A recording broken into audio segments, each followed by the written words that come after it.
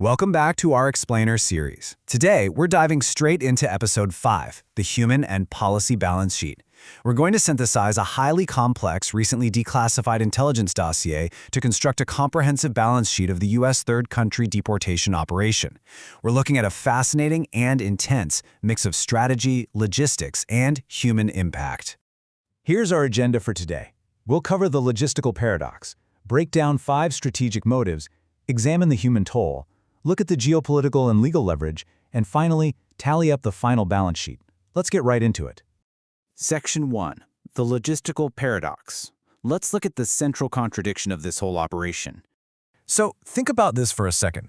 Why on earth would the U.S. fly Mexican citizens thousands of kilometers over and literally around their own country?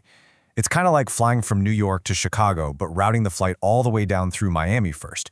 On its face, it seems completely logistically irrational for the U.S. to use military planes to bypass Mexico entirely just to drop Mexican nationals into Central America, specifically Guatemala and Honduras.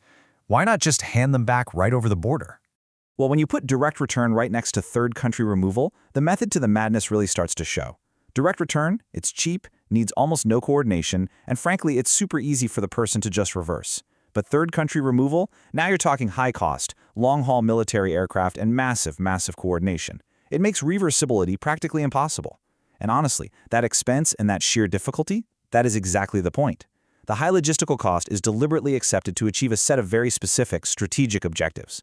Moving on to Section 2. 5 Strategic Motives. Let's see how these 5 assets converge. The intelligence dossier we're looking at unpacks 5 distinct motives. It shows us exactly how the government justifies this practice as a multifaceted operational win.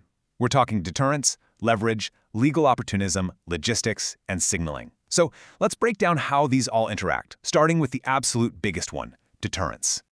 Okay, to really get this, you absolutely have to understand the Consequence Delivery System, or the CDS doctrine. Basically, this principle says that the consequences of being apprehended at the border have to be severe enough to deter you from ever trying to cross again. And third country deportation? Well, that is the most extreme escalation of the CDS doctrine we've seen to date. It literally takes the idea of a consequence and cranks the volume all the way up. Take a look at how this scales. We're mapping geographic distance against how hard it is to re-enter. A standard return, that drops someone maybe 0 to 50 kilometers away. Pretty low difficulty to return. But a third country removal, that drops them 2,000 to over 4,000 kilometers away. You're crossing multiple international borders and completely severing them from known smuggling networks. It takes what might be a temporary inconvenience and turns it into a massive, multi-country logistical wall. And the sheer scale of this is just staggering. Between January 2025 and August 2026, this extreme deterrence measure hit over 23,000 individuals.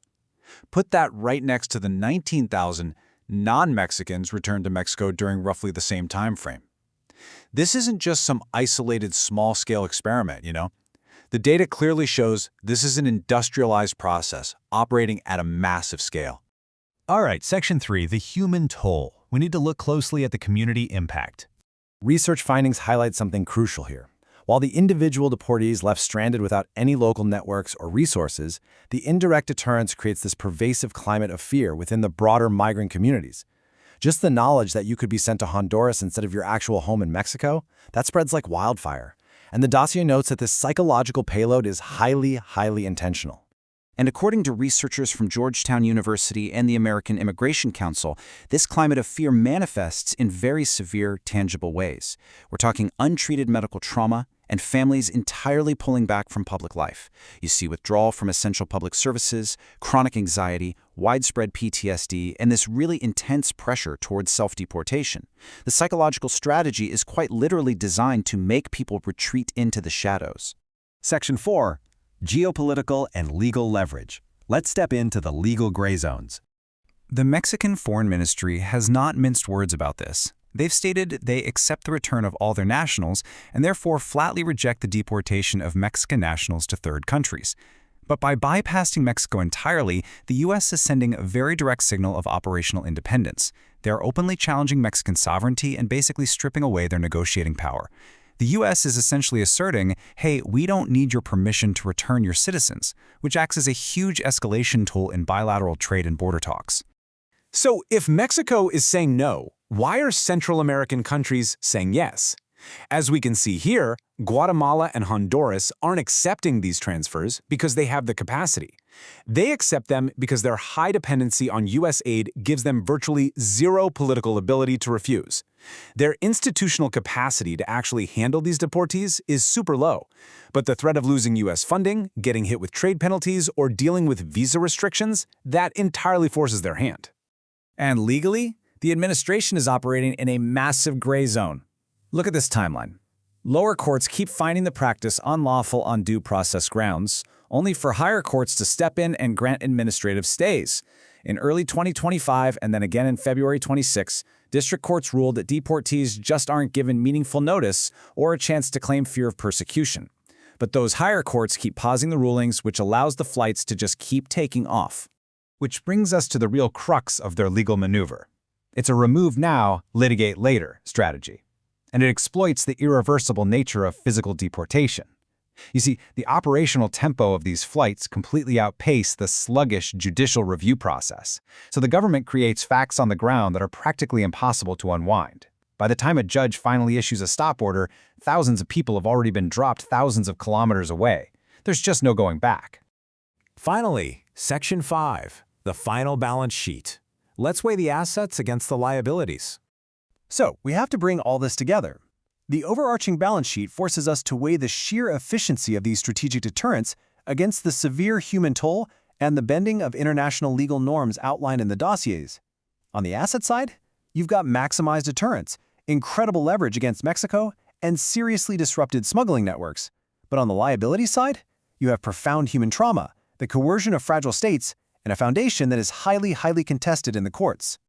As this massive operation continues to reshape the landscape of international relations, we really have to ask what this precedent means for the future of sovereign borders and human rights. I mean, once you normalize bypassing a sovereign nation to deport its citizens against its will, and you effectively make institutionalized trauma the standard cost of deterrence, where does that strategy end? What actually are the long-term consequences of normalizing a policy where the cost of deterrence is institutionalized trauma and outsourced logistics? It's a massive question we need to be asking. This has been Eyes on ICE Investigates. Find more research and articles at www.eyesonice.net.